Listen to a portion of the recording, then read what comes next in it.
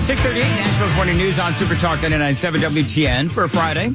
How are your friends? Along with Johnny B, Ken Weaver as well. Man, there's a lot going on. So I want to get to our Grassroots political analyst Matthew Hurtt, who is joining us. Matthew, as always, great to have you on the program.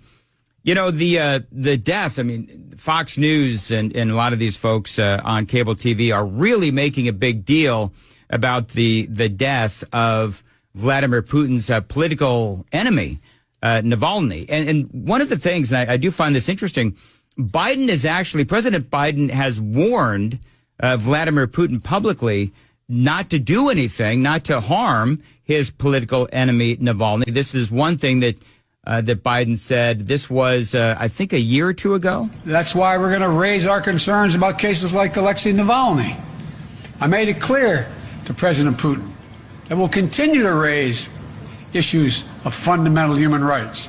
And so there's another journalist out there, and this is a tweet from Jonathan Lemire. Question to President Biden was, Mr. President, just a quick follow-up on the same theme of consequences. You said just now that you spoke to Vladimir Putin about human rights. What did you say would happen if opposition leader Alexei Navalny dies?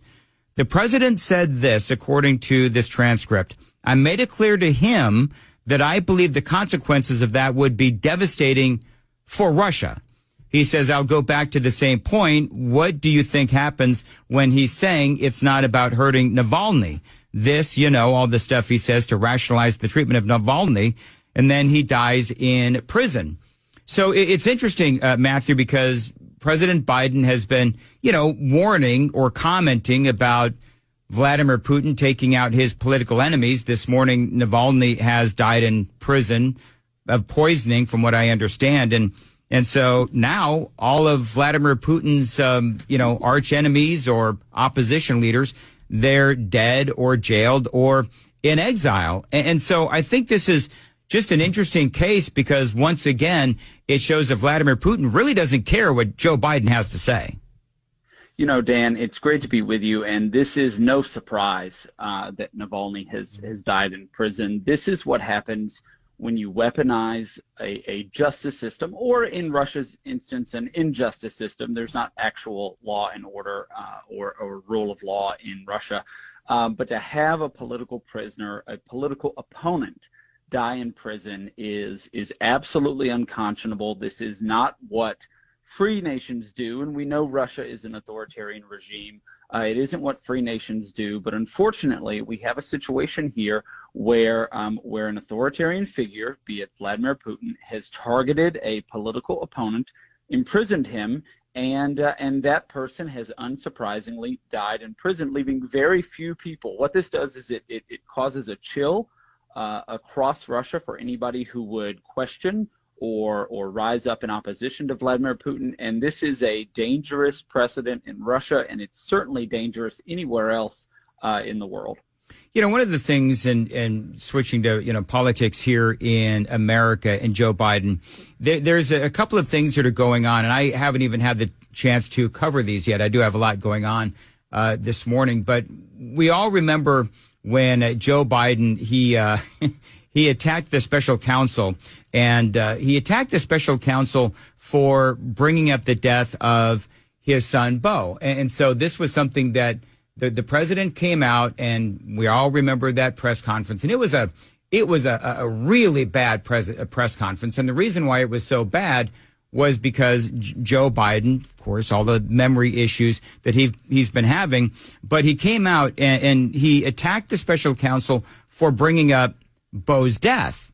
Well, in reality, NBC News and some other places are now reporting that it was actually Joe Biden who brought up Beau's death. And so, the president goes out there and he attacks the special counsel when in reality, he's the one that brought it up. Yeah, this is another instance, and we've seen this as this special counsel report has been out and covered by the press. Increasingly, elements of reality have escaped the president. And this is something, it is one symptom or one minor factor in a long-term ongoing narrative that Joe Biden does not have the mental capacity to serve and take on the responsibilities as president. This is a tremendous concern. I mean, we're headed into an election. We've got two candidates who each have their own qualifications or concerns for a wide swath of voters, and increasingly the press is who does a lot of the work, who carries the water for Joe Biden, is having to contend with this uncertainty, and it is definitely concerning for the American voters who need a strong leader who is strong on domestic policy, who is seen globally as a strong leader, and we're just not getting that with Joe Biden right now. You know, it's interesting, too, because you were mentioning the press and how they seem to just like to take their talking points from the White House. This headline, the White House tells the press how to cover the damning special counsel probe, saying Joe Biden has diminished faculties, and top aides say the report was meandering and urges the media to stick to their facts. I mean, when we talk about, you know, what's going on with this administration, media manipulation, I mean, it is at the top of the list of the things that they're trying to do, in my opinion, to manipulate and impact the election coming up in November, because they don't want the media to cover the things that the media should be covering. Yeah, what we see on CNN and MSNBC and all the other big stations is that constantly reporters up and down the line defending this president, defending this administration, and now they have something that is a glaring issue in front of the American people. Everyone knows about it, and they're struggling with how to contend with it. Journalists should be there to report the facts, to report the news. Unfortunately, most reporters are now communications experts or spin doctors or spin masters for the administration, and we're seeing in real time their inability to contend with this major issue, which will impact as we move into the summer, we move into a general election. If Joe Biden is the Democratic nominee, more and more voters are going to say, is he fit for office? And if your question is someone fit for office based on these the lack of mental faculties, or is someone fit for office based on, you know, Donald Trump's portfolio of activity, I think people in the middle are going to have a hard time justifying pushing the button or filling in the bubble for Joe Biden this November. Matthew, switching gears completely, I don't know if you've been following the absolute train wreck of the Fani Willis testimony from yesterday. I did cover this extensively in the 5 o'clock hour. For folks who don't know, Fani Willis is the Fulton County DA who is trying to get Donald Trump on charges of trying to overthrow or overturn or manipulate the election results in Georgia. And this was part of her testimony yesterday, as she is being accused of, I guess the right word would be misappropriating $650,000 of taxpayer money, because as the accusation goes, she got that money. She had hired her boyfriend to work on this case, and then she gave that money to the boyfriend, and in turn, they go on expensive trips. And, you know, she's part of her defense is, well, I paid him back, you know, for the money with cash. And this is part of the testimony yesterday. So my question was, where did that cash originally come from, if it didn't come out of the bank? Cash is fungible. We've had cash for years in my house. So for me to tell you the source of when it comes from, when you go to Publix and you buy something, you get $50, you throw it in there. It's been my whole life. When I took out a large amount of money on my first campaign, I kept some of the cash of that. Well, that last part, Matthew, as I'm sure that you're aware, some people are actually saying that she admitted to a felony. I took out a large amount of money on my first campaign. I kept some of the cash of that. I mean, there's so much here, Matthew. Just give me your overall impression of her testimony, this case, the accusation that Donald Trump tried to overthrow the election results in Georgia. Some of your listeners will remember New Orleans Congressman William Jefferson, who was caught with cash in his freezer. This is an unconscionable act. That admission at the end sounds like an admission to a felony. I'm not an attorney. I don't play one on television, but we've seen it before. You cannot misappropriate campaign funds or official funds. And in a situation like this, where you are prosecuting former president, or really if you're prosecuting anyone, you can't have somebody who is supposed to uphold the rule of law, who appears to be picking and choosing which laws she's going to enforce or which laws she's going to observe herself. This is an outrageous breach of the public trust, and especially in a situation like this that is clearly political. This is the politicization of the justice system in targeting Donald Trump across a number of states. This situation here will cause, I think, most voters, most independents or moderates who aren't paying attention or who casually believe that Donald Trump is guilty of something, because there are many people who do believe, who aren't following politics, and they think he's got to be guilty of something.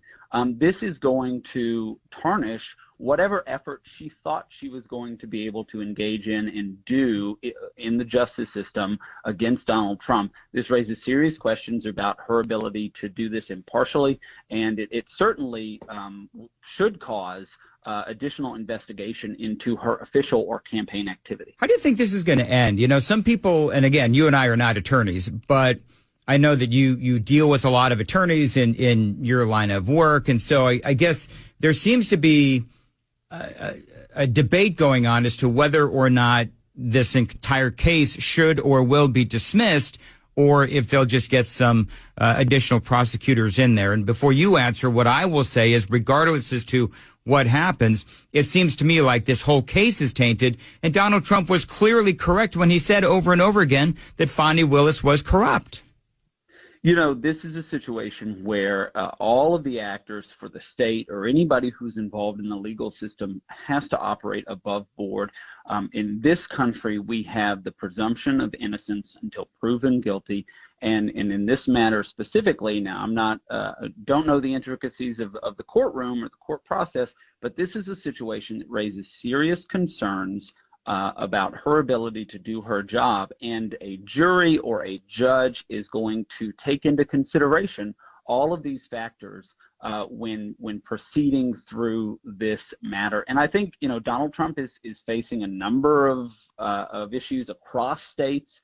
They have varying degrees of validity, and this is one that I think will be significantly tarnished by her action and her alleged misappropriation of funds and all of this other stuff. It raises serious questions. And again, because there is so much news, because the deep state and those in the legal system who oppose Donald Trump have done so much, this one factor will make it very easy to dismiss a broad swath of activity against Donald Trump. And I just think, again, voters who are in the middle of the road are going to say, what is happening with our justice system when it appears that those who we select or have been appointed to uphold the rule of law aren't doing it themselves? All right, Matthew, great analysis as always. How can folks find you on Twitter? I'm on Twitter at Matthew Hurtt, MattheWHurtt.